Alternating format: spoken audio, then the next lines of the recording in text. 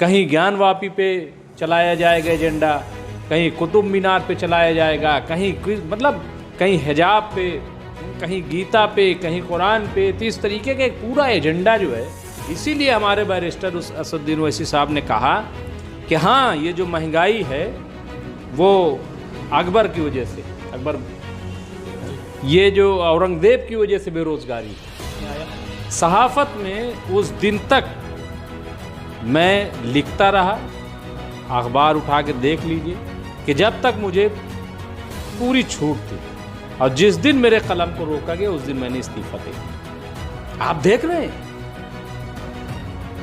बारूद के ढेर पर इसको खड़ा कर दिया गया है। एक तरफ आर्थिक व्यवस्था हमारी देख लीजिए, इक्तिसादी माली पोजीशन मुल्क क्या है, दूसरी तरफ बेरोजगारी, तीसरी तरफ महंगाई। आप सरकार हैं, आप देश चला रहे हैं, और यही हमारे बैरिस्टर असदुद्दीन ओवैसी साहब हों या हमारे दिल्ली के सदर कलीमुल हफीज साहब हों, बार बार ये सवाल उठा रहे हैं, और कोई सवाल उठाने वाला नहीं है। ये वक्त दो टूक बात करने का है कि बताओ देश को कहाँ ले जा रहे हो, बताओ देश का भविष्य क्या होगा, मुस्तकबिल क्या होगा, ये है वो।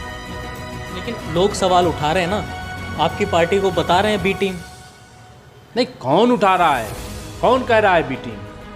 और जो कह रहा है वो खुद बताए कि वो क्या है। मुसलमान को मुसलमान की सीटों से लड़ाते हो। अगर आप secular party, Congress secular party थी, समाजवादी सेकुलर पार्टी थी, बीएसपी सेकुलर पार्टी थी, तो कहीं ऐसी जगह से लड़ाती जो गैर मुस्लिम भाइयों की सीट थी। मायावती किसी दलित सीट से किसी मुस्लिम को खड़ा करती। अखिलेश तो आजमगढ़ से जीत करके आएंगे, लेकिन अखिलेश किसी मुसलमान को मैनपुरी से नहीं खड़ा करेंगे। वो लोग, मतलब अखिलेश अगर पॉलिटिक्स करे, समाजवादी करे तो वो पॉलिटिक्स है, अगर मायावती पॉलिटिक्स करें तो वो सियासत है, और अगर कांग्रेस करे तो वो सियासत है, और अगर एमआईएम करे, असदुद्दीन ओवैसी करें तो वो मुल्क तकसीम हो जाएगा। क्यों हो जाएगा मुल्क तकसीम? तंत्र को, डेमोक्रेसी को कोई मजबूत कर रहा है, कोई ताकत दे रहा है, वो सिर्फ और सिर्फ एमआईएम और बैरिस्टर असदुद्दीन ओवैसी हैं। बाकी सब खामोश हैं। डेमोक्रेसी खामोशी का नाम नहीं है। मैंने तो एक जगह कहा था कि मोहन भागवत जी कह रहे हैं कि अखंड भारत हम बनाएंगे। तो याद रखिए कि बैरिस्टर असदुद्दीन ओवैसी की मदद के बगैर, मुसलमानों की मदद के बगैर हिंदुस्तान कभी भी अखंड भारत नहीं बन सकता। मौजूदा वक्त की जो सहाफ़त है वो आप और हमारे सबके सामने ज़ाहिर है, लेकिन जब एक सहाफ़ी हक़ और हुकूक़ की बात उठाता है और जब उसको वो जगह नहीं मिलती जहाँ पर वो अपने हक़ की बात कर सके, दूसरों के हक़ की बात कर सके, इंसाफ की बात कर सके, तो उसको दूसरा रास्ता अपना लेना चाहिए। ऐसा ही दूसरा रास्ता अपनाया है मुमताज़ आलम रिजवी साहब ने, जिन्होंने एमआईएम पार्टी ज्वाइन की है। मुमताज़ साहब, सबसे पहले तो आपको बहुत बहुत मुबारकबाद हमारी तरफ से। शुक्रिया बहुत बहुत। क्या पद आपको मिला है और किस तरीके से आपने ये पार्टी ज्वाइन की है? क्या आपकी उसमें पूरी कारकर्दगी रहेगी? क्या वजह रही? तफसीर से थोड़ा सा बताइए नाज़रीन। देखिए, मैं ये बताऊं कि जो हमारे AIMIM के चीफ़ हैं और इस वक्त मुल्क की और बतौर ख़ास मुसलमानों की दिलों की धड़कन जो है बैरिस्टर असदुद्दीन ओवैसी साहब, और दिल्ली की जो जान है और इस वक्त शान बने हुए हैं और माहिर तालीम भी हैं कलीमुल हफीज़ साहब, इन्होंने एतमाद ज़ाहिर किया मुझ पर।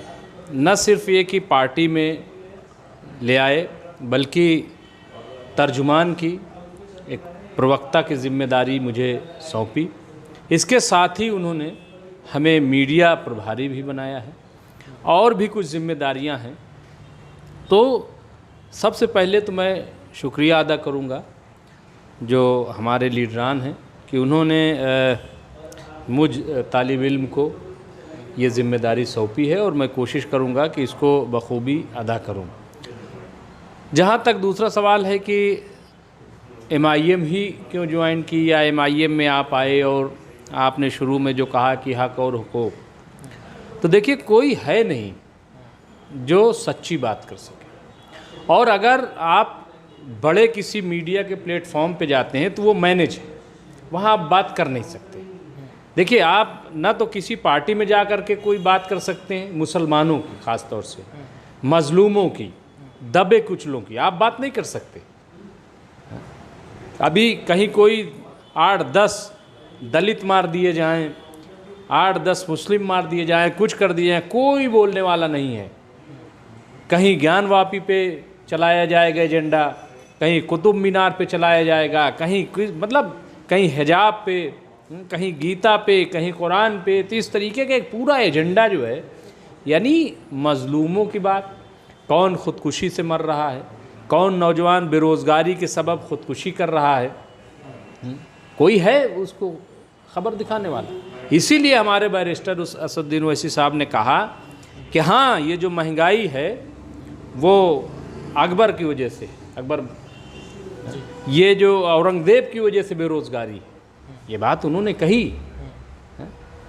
तो सवाल ये है कि जिस तरीके का पूरा माहौल बनाया गया है, एक प्लेटफॉर्म हम जैसे नौजवानों के लिए बहुत ज़रूरी था।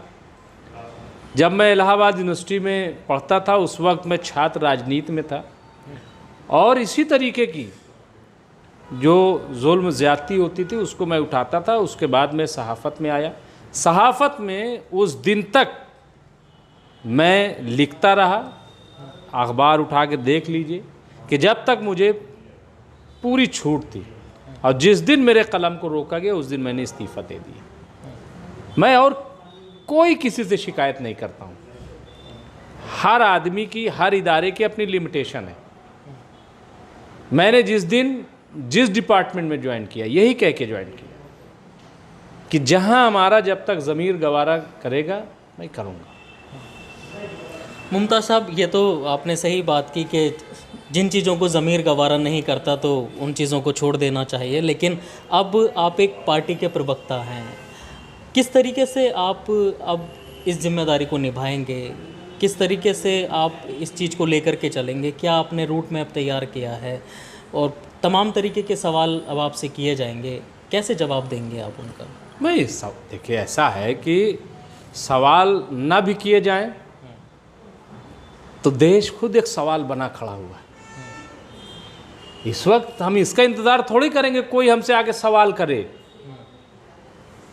ये इंतज़ार करने का वक्त नहीं है।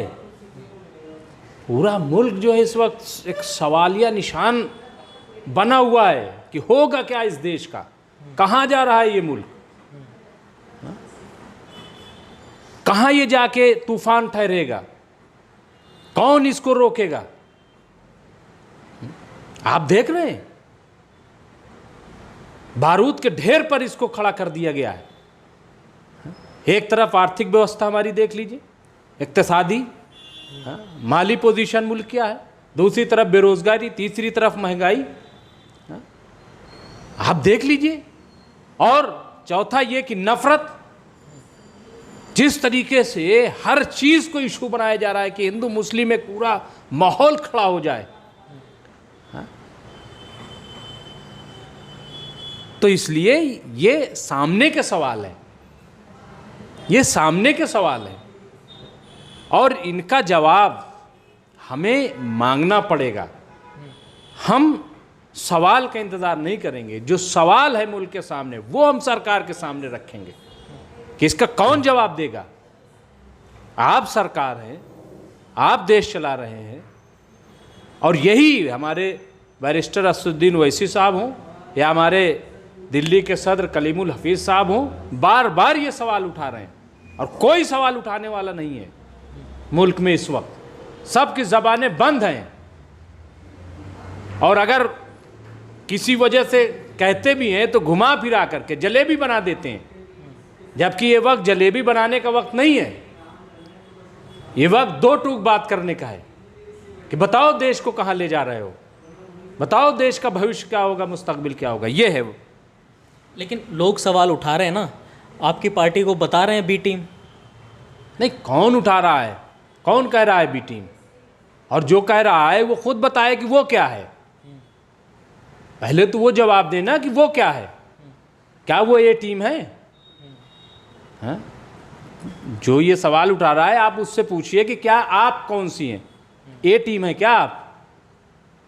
अब तक जो ये हालात रहे मुसलमानों के, चलिए आप तो अब पार्टी में आए हैं या एमआईएम अब उभर करके सामने आई है, लेकिन पिछली पार्टियों में जो मुसलमानों की हालत रही है, सच्चर कमेटी की रिपोर्ट पे आज तक कोई जिक्र नहीं होता। नहीं, देखिए यही तो है ना कि जब मुल्क तकसीम हुआ, ठीक है, तो मुसलमान बड़ा कंफ्यूज था, क्योंकि जो पढ़ा लिखा तबका था वो पाकिस्तान चला गया, जो यहाँ था वो बदहाल था, तो इस्तेसाल किया गया सेकुलरिज्म के नाम पे। कौन सा सेकुलरिज्म था भाई? मुसलमान को मुसलमान की सीटों से लड़ाते हो। अगर आप secular party, Congress secular party थी, समाजवादी सेकुलर पार्टी थी, बीएसपी सेकुलर पार्टी थी, तो कहीं ऐसी जगह से लड़ाती जो गैर मुस्लिम भाइयों की सीट थी। मायावती किसी दलित सीट से किसी मुस्लिम को खड़ा करती और जिता के लाती, ये देखो हमारा कैडर है एक मुस्लिम भाई को, तब हम सेकुलरिज्म जानते। मुसलमानों के बीच में मुसलमान को खड़ा कर दिया, ये कौन सा सेकुलरिज्म हुआ? अखिलेश तो आजमगढ़ से जीत करके आएंगे, हाँ? लेकिन अखिलेश किसी मुसलमान को मैनपुरी से नहीं खड़ा करेंगे। वजह यही तो मैं उनसे जानना चाहता हूँ कि ये कौन सा सेकुलरिज्म है?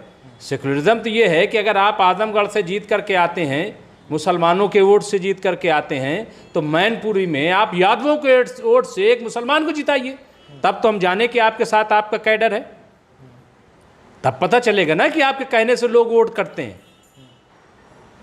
तो इसलिए दरअसल मुसलमानों को गुमराह किया गया, मुसलमानों को कंफ्यूज किया गया, मुसलमानों को तबाह किया गया और मुसलमानों को अंधेरे में ले जाया गया। लेकिन अब उस अंधेरे की चादर जो है वो हट गई है। अब मुल्क का 25 करोड़ मुसलमान बाहर आ गया है। जो ये कहा जा रहा था कि कहाँ जाएगा, अब एमआईएम में आएगा। अब ये कहना बंद कर दें। अभी लग रहा है आपको कि मुसलमान उस अंधेरे से बाहर निकल कर आ रहा है? हर तकरीर में असद साहब जो है वो मुत्तहिद की बात करते हैं, लेकिन नतीजा सबके सामने है, फिर भी लोग इसी नज़रिए से देख रहे हैं। देखिए ऐसा है कि दावत देना हमारा काम है, हक़ की दावत देना, जुल्म के ख़िलाफ़ खड़े होने की दावत देना, ये एक ज़िम्मेदार शख्सियत का फ़र्ज़ है। आप पूरी इस्लाम की तारीख़ देख लीजिए, दावत देना हमारा काम है। आना नाना जो है वो कोई नहीं आता, उसके लिए मैं ज़िम्मेदार थोड़ू या बैरिस्टर साहब थोड़ी ज़िम्मेदार होंगे। लेकिन अल्लाह के हुजूर में जब कल के पेश होंगे ज़िम्मेदार लोग, तो ये पूछा जाएगा ना कि आपने दावत दी थी कि नहीं दी थी। ये थोड़ी पूछा जाएगा क्यों नहीं आए, ये तो उनसे पूछा जाएगा क्यों नहीं गए। तो हक़ की दावत दी जा रही है, सच के साथ। अगर कोई आज खड़ा है, हक़ के साथ खड़ा है, मज़लूमों के साथ कोई खड़ा है, तो बैरिस्टर असदुद्दीन ओवैसी साहब हैं, कोई नहीं है। अगर कोई हो तो आप बता दीजिए। सारे बयानों को कहा जाता है कि जितने भी बयान असद साहब देते हैं उससे सीधा फ़ायदा बीजेपी को पहुंचता है, और बंटवारे की जो है राजनीति कर रहे हैं असद साहब। नहीं, फ़ायदा पहुँचे नुकसान पहुँचे, दोबारा देश को बांटना जो है चाहते हैं असद साहब, इस तरीके के सवाल उठते हैं। नहीं, दोबारा क्यों बांटना चाहते हैं? ये तो वो लोग, मतलब अखिलेश अगर पॉलिटिक्स करे, समाजवादी करे तो वो पॉलिटिक्स है, अगर मायावती पॉलिटिक्स करें तो वो सियासत है, और अगर कांग्रेस करे तो वो सियासत है, और अगर एमआईएम करे, असदुद्दीन ओवैसी करें तो वो मुल्क तकसीम हो जाएगा। क्यों हो जाएगा मुल्क तकसीम? ये तो जमहूरियत है, और इलेक्शन कमीशन और जो हमारा हिंदुस्तानी आइन है उसने इजाज़त दी है, और उसने ये भी इजाज़त दी है कि आप आपकी आवाज़ बुलंद करें। सारी चीज़ें आइन के दायरे में हैं, तो फिर कैसे कोई ये कहता है? ये तो दरअसल उनको डर है कि जो मुसलमानों को बेवकूफ़ बनाए हुए थे, उनको लग रहा है कि अगर मुसलमान बेदार हो गया तो उनकी दुकानें बंद हो जाएंगी, उनकी दुकानें बंद हो जाएंगी। तो ये उनके अंदर डर है, इसलिए ये कहा जा रहा है। बाकी ऐसी कोई बात नहीं। अगर आज अगर जमहूरियत को, लोकतंत्र को, डेमोक्रेसी को कोई मजबूत कर रहा है, कोई ताकत दे रहा है, वो सिर्फ और सिर्फ MIM और बैरिस्टर असदुद्दीन ओवैसी हैं। बाकी सब खामोश हैं। डेमोक्रेसी खामोशी का नाम नहीं है। डेमोक्रेसी में आवाज़ बुलंद होनी चाहिए, हक की आवाज़ बुलंद होना चाहिए, बोलना है। पार्लियामेंट से लेकर के सड़क तक अगर कोई सही बात बोल रहा है तो सिर्फ और सिर्फ असदुद्दीन ओवैसी हैं, और ये सिर्फ गुमराह करने वाली बात है। मैंने तो एक जगह कहा था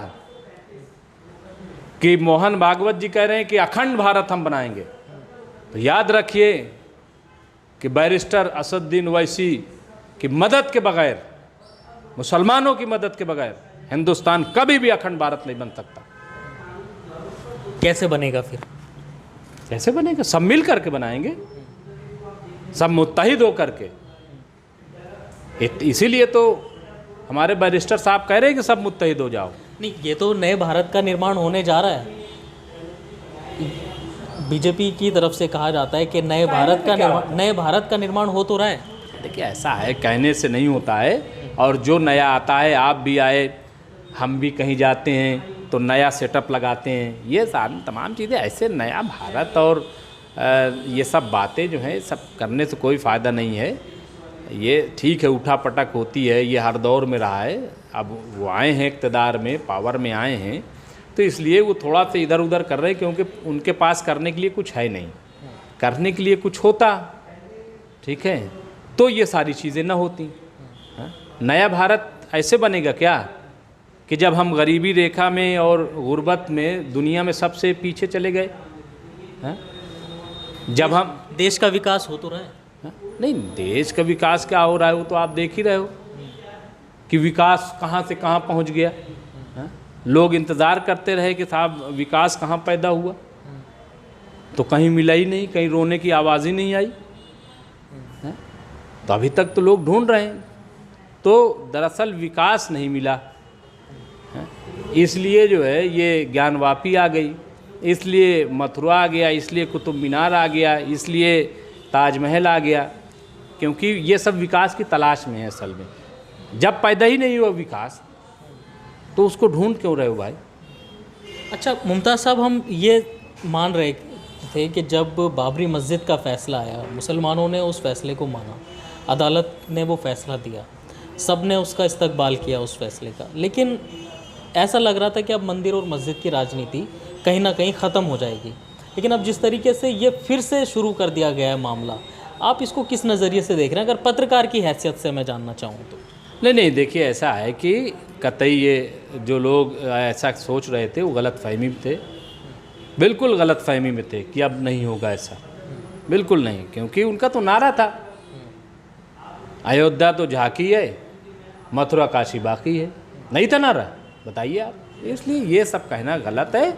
हमें उसी वक्त अगर सब उठ कर के खड़े होते मजबूती से, ठीक है, लेकिन उनको चूँकि मैनेज किया गया, और मुसलमानों ने भी सोचा कि चलो कहीं ऐसा ना हो कि हम पे इल्ज़ाम लग जाए कि साहब मुल्क के ख़िलाफ़ आप बोल रहे, एक माहौल बिगाड़ रहे हो, तो सब्र तहम्मुल कर, लेकिन बस हो गया।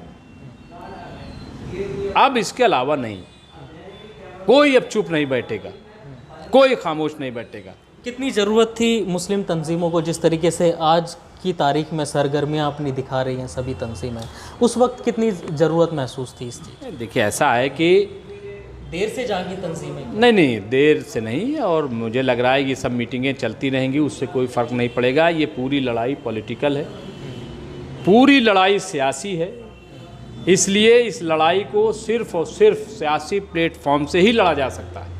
इसलिए तमाम मिली तंजीमें जो हैं वो सर जोड़ करके बैठें और एक फ़ैसला लें, MIM के साथ आएँ। पॉलिटिकल लड़ाई जब तक हम नहीं लड़ेंगे, जब तक पॉलिटिकल हम मजबूत नहीं होंगे, ठीक है, तब तक कुछ होने वाला नहीं है, कुछ होने वाला नहीं है। मैं आपको बता रहा हूँ, ये सारी की सारी लड़ाई पॉलिटिकल है। इसलिए चाहे वो जमीयत उलमाए हिंद हो, चाहे वो मुस्लिम पर्सनल लॉ बोर्ड में तमाम लोग हैं, या जो और दीगर तंजीमें हैं, मैं सबसे यही कहूँगा कि वो आएँ और MIM को, बैरिस्टर असदुद्दीन ओवैसी के हाथ को मजबूत करें, क्योंकि ये लड़ाई पॉलिटिकल है, और जब तक पॉलिटिकल प्लेटफॉर्म पर ये नहीं लड़ी जाएगी, मसले का हल नहीं निकलेगा। अब दिल्ली की जिम्मेदारी दी गई है आपको, कैसे मजबूत करेंगे आप पार्टी को? नहीं, पार्टी, देखिए, हमारे जो सदर साहब हैं जनाब कलीमुल हफीज़ साहब, पिछले 1 साल में उन्होंने बहुत अच्छा स्ट्रक्चर खड़ा कर दिया है, बहुत मजबूत।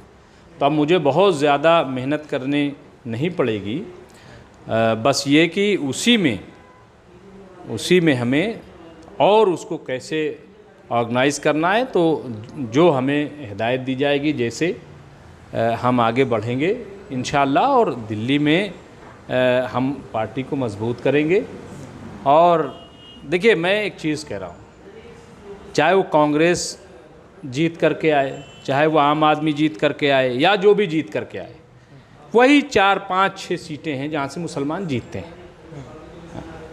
तो अगर वहीं से मुसलमानों को जीतना है, मुस्लिम इलाके से, तो भाई अपनी पार्टी से जीत करके आ जाओ ना, क्या हर्ज है? तो अपनी आवाज़ तो बने रहोगे।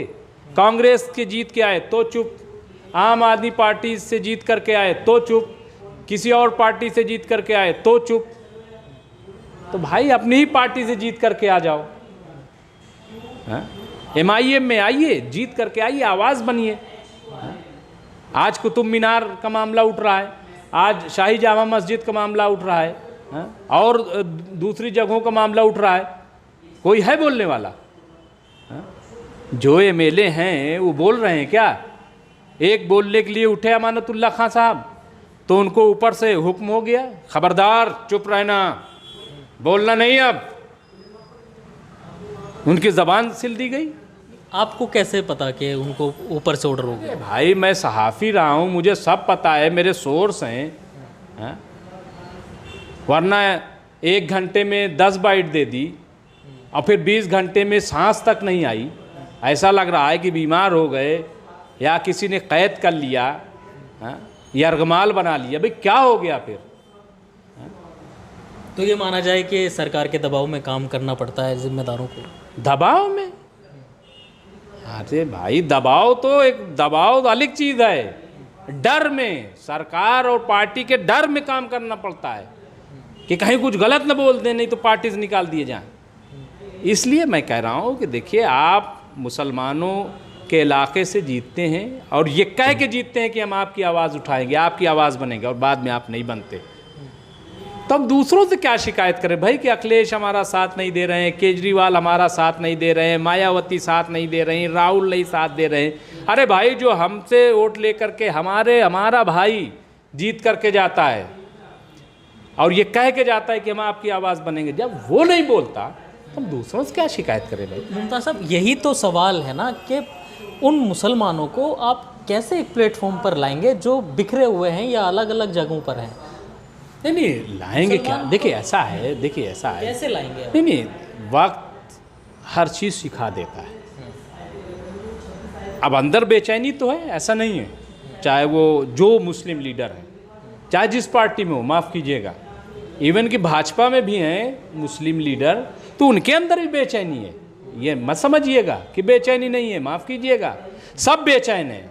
अंदर रूह तड़प रही है कि कैसे अपने लोगों के लिए आवाज़ उठाएं, कैसे बोलें। मैं जानता हूं, क्योंकि मैं लोगों के बीच में रहा हूं, रूह तड़प रही है उनकी। और जिस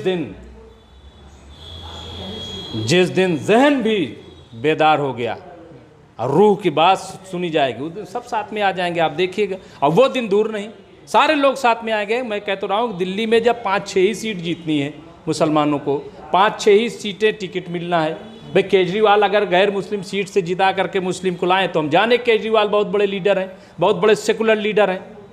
बल्ली मारान से जिता रहे हैं, चांदनी चौक छोड़िए, वो सीलमपुर से जिता रहे हैं, कहीं कहीं से जिता, जहाँ मुसलमान हैं। अरे भाई, वहाँ से भी जिता लाओ ना, जहाँ से आप जीत के आते हो, तब तो हम जाने कि आपकी बात मानी जाती है। तो इसलिए अगर मुस्लिम इलाकों से ही जीतना है और मुसलमान जीतना है, तो अपनी पार्टी से जीत के आएँ और अपनी आवाज़ उठाएँ। झूठ मत बोले मिल्लत से कि वहाँ तो वोट लेकर के आते हैं कि आपकी आवाज़ उठाएंगे और फिर आके यहाँ गूंगे बन जाते हैं, बहरे बन जाते हैं। तो अब ये लोग बर्दाश्त नहीं करेंगे। इसलिए अब आपको MIM में आना चाहिए और खुल के बोलना चाहिए। जी, बहुत बहुत शुक्रिया मुमताज़ साहब बात करने के लिए। आप मुमताज़ आलम रिजवी साहब को सुन रहे थे। इनके बारे में बताता चलूँ, सीनियर सहाफ़ी रहे हैं और कई किताबें आपने लिखी हैं, लेकिन अब MIM पार्टी जो है ज्वाइन की है, उसके प्रवक्ता हैं। तमाम सवाल भी अब हम इनसे करेंगे और कई सवालों के जवाब भी देने पड़ेंगे, लेकिन अब ये आने वाला वक्त बताएगा कि जो इनकी कोशिशें हैं या ज़मीनी स्तर पर ये मुसलमानों को जोड़ने में कितने कामयाब साबित होते हैं या कितने लोग इनके साथ आते हैं। हम लगातार बने रहेंगे मुमताज़ आलम रिजवी साहब की कोशिशों को आप तक पहुंचाने के लिए, इसलिए बने रहिए आप एक शाम टीवी के साथ और मुझे दीजिए इजाज़त।